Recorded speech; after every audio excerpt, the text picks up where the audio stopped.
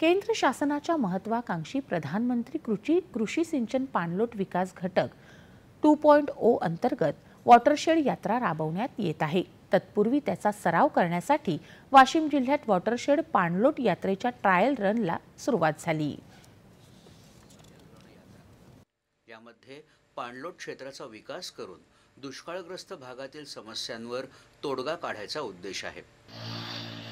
मंगरुळपीर तालुक्यातील मौजे तांदळी व भूर या गावी एकात्मिक पाणलोट विकास कार्यक्रम 2.0 या कार्यक्रमांतर्गत आज पाणलोट रथयात्रेचं आयोजन करण्यात आलं होतं। या पाणलोट रथयात्रेच्या दरम्यान कृषी विभागाच्या अंतर्गत काम करणारा प्रकल्प कार्यान्वयन यंत्रणा म्हणून मी व माझ्या समवेत असलेलं पाणलोट विकास पथक, गावातील पाणलोट समिती, गावातील सर्व NRLMचे बचत गटाच्या महिला, शाळेतील विद्यार्थी, शिक्षक, ग्रामस्थ यांचा सहभाग होता।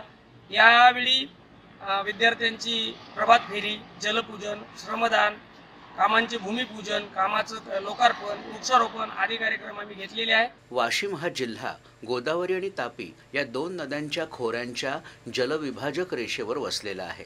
जिल्ह्याचा भूभाग उलट्या बशीप्रमाणे असल्यामुळे पावसाळ्यात ओला दुष्काळ तर उन्हाळ्यात कोरडा दुष्काळ पडतो। तसंच बदलत्या वातावरणामुळे पावसातील खंड पडणे आणि पाण्याची उपलब्धता जवळपास शून्य होणे या समस्या गंभीर बनल्या आहेत। या पार्श्वभूमीवर दुष्काळग्रस्त पाणलोट क्षेत्राचा विकास केल्यास समस्या कमी होऊ शकतात। देशातील क्रिटिकल आणि सेमी क्रिटिकल गावांना आणि त्याच्या पाणलोट क्षेत्राला टार्गेट ठेवून केंद्र शासनाच्या वतीने जी पाणलोट यात्रा काढण्यात येत आहे त्याचा ट्रायल रन वाशिम जिल्ह्यातील कालपासून सुरू झाला।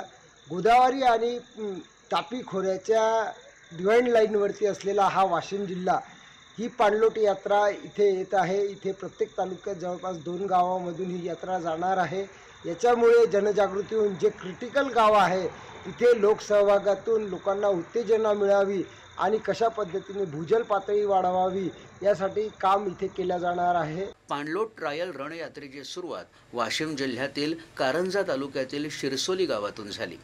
यात्रेच्या दुसऱ्या टप्प्यात मंगरुळपीर तालुक्यातील भूर आणि तांदळी गावांमध्ये प्रभात फेरी काढून जलसंवर्धनाचं महत्त्व पटवून दिलं गेलं। याची सुरुवात 19 जानेवारी पासून तर 25 जानेवारीपर्यंत आहे आणि याचा मुख्य उद्देश आहे लोकांमध्ये जनजागृती करणे आणि लोकांचा सहभाग वाढवणे हा या यात्रेचा मुख्य हेतू आहे।